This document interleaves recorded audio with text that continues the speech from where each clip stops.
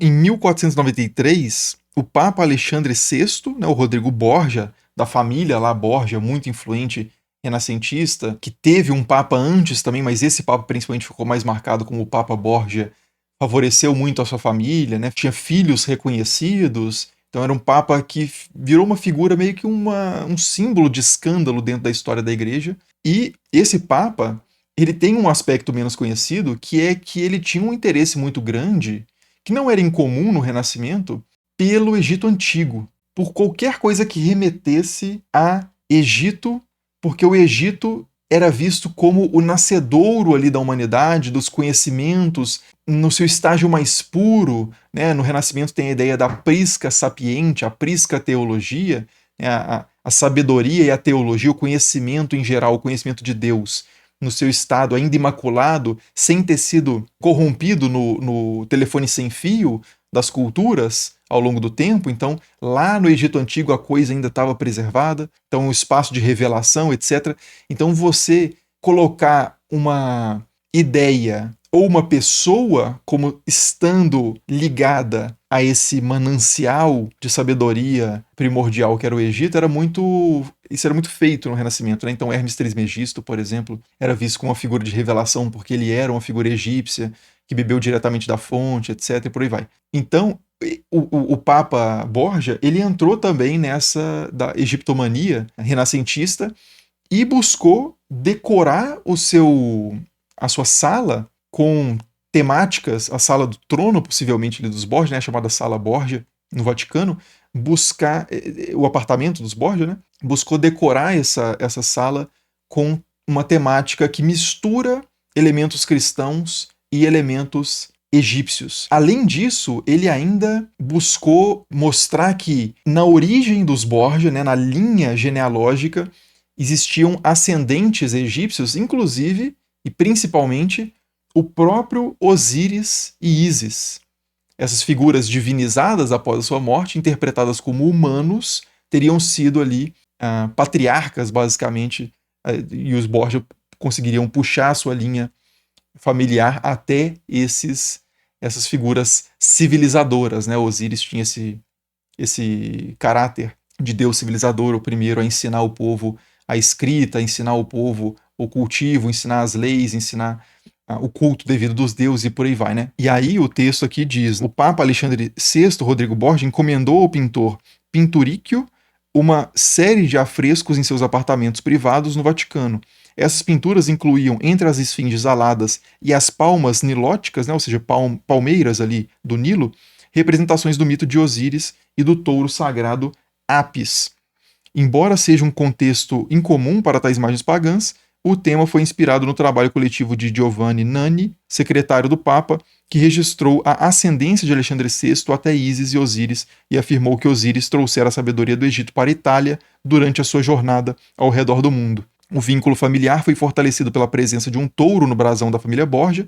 Então a família Borgia já tinha um touro no brasão, então eles relacionaram isso ao boi, ao touro Apis. E aí, só para contextualizar melhor, né, esse touro Apis era um touro real mesmo, né, um animal que era considerado a manifestação do deus Ptah em Mênfis. E mais tarde, esse deus Ptah ele é identificado com Osíris, então também tem essa ideia de que o touro Apis é uma manifestação do deus Osíris. E aí, sempre que esse touro morria, pelo ciclo de vida dele mesmo, né, por alguma doença, alguma coisa assim, eles buscavam, os egípcios desse templo buscavam outro touro que tinha certas marcas sagradas, algum tipo de identificação que seria um sinal de que é aquele touro e não outros, que é a manifestação do deus, e aí levava aquele touro para o templo e cuidava desse touro, apresentava oferendas diante dele, por aí vai. Então, sempre tinha um touro que era a manifestação viva de Osíris, e dessa forma, esse deus que é por excelência o deus morto, estava sempre vivo e manifesto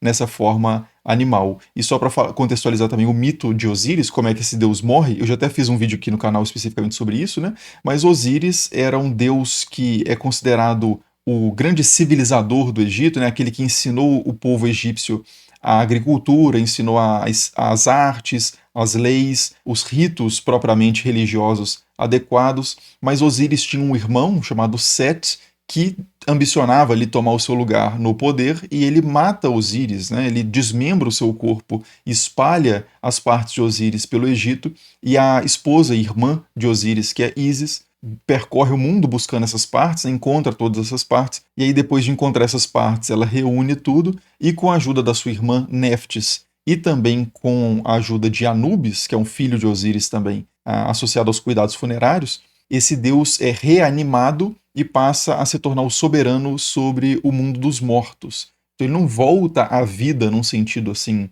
pleno, mas ele recupera a sua vitalidade e passa a exercer esse papel de uma espécie de faraó do mundo além, enquanto que o seu filho, que é Horus, depois vinga o pai, né, derrotando Set, e se torna o exemplo, o modelo, o arquétipo do faraó vivo. Então, com esses elementos, já dá para a gente entender melhor o uso simbólico que o Papa Borgia fez dessa história toda, né? Então, vou voltar lá para a citação que eu comecei o vídeo com ela. Aliás, aproveitando que eu abri esse parênteses, né, antes da gente conectar essa questão do apartamento dos Borgia, a pintura no teto dele, com esse mito todo de Osíris e do touro Apis, deixa eu só aproveitar para agradecer a Insider, né, que está apoiando esse vídeo. Vocês sabem que nesse mês, já falei em vídeos anteriores aqui, está acontecendo uma promoção lá no site da Insider que os descontos podem chegar até 50%. O cupom aqui do canal, que é o cupom estranha, dá pelo menos 15% garantido, e dependendo do produto lá, vocês podem chegar até 50%. Então, para quem gosta de roupas básicas, bem feitas, né, confortáveis, anti-odor, etc., fica a dica da Insider. E agora sim, vamos voltar lá para a citação com a qual eu comecei o vídeo. Isso foi reinterpretado como uma representação do sagrado touro Apis, que por extensão associava o Papa a Osíris como instrutor da humanidade.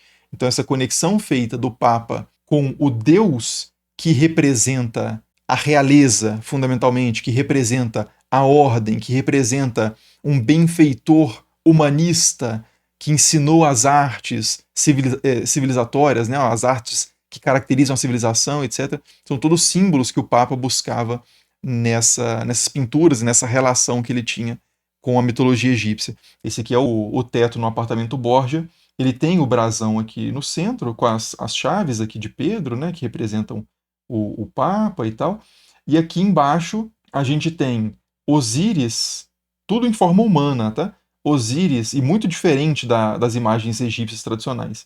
A gente tem Osíris sendo atacados pelos traidores, que seguem o plano de Set, né, o seu irmão, de desmembrar, de matar esse rei para tomar o poder. E aí, na cena seguinte, a gente tem os membros, o corpo de Osíris desmembrado e possivelmente aqui as deusas Ísis e Neftis em volta do corpo fazendo os ritos para sepultá-lo, que o sepultamento é representado pela pirâmide aqui, né, que aparece como uma tumba, a tumba de Osíris, e depois, por meio desses ritos, o Osíris aparece na forma do touro Apis, ainda com a sua tumba presente, e as pessoas cultuando, fazendo, honrando esse deus que aparece tanto vivo quanto com o símbolo da sua morte.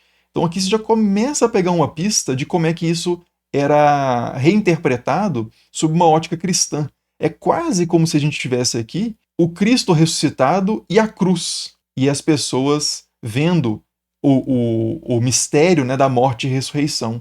E aí no próximo quadro a gente tem já propriamente o culto estabelecido do touro Apis aqui, que é o Osíris ressuscitado, sendo transportado e com as pessoas anunciando a sua ressurreição com a trombeta. Então, nesse quadro, por mais que a gente tenha essa temática egípcia, ela também bebe fortemente aí em ideias cristãs, né, da traição que Set faz em relação a Osíris, o rei de direito. Então tem a identificação aqui dos conspiradores que mataram também Jesus, o rei. Depois, as mulheres na tumba, vendo aqui, primeiro, o corpo morto, né? Aí já não tem um paralelo tão direto, porque as mulheres já chegam no túmulo vazio, se a gente for pegar as histórias dos evangelhos. Mas, de qualquer forma, na sequência, está estabelecida a questão da ressurreição e depois o culto propriamente estabelecido. Se a gente for fazer a comparação com o cristianismo, né, o cristianismo propriamente consolidado aqui, porque Cristo ressuscitou e isso é proclamado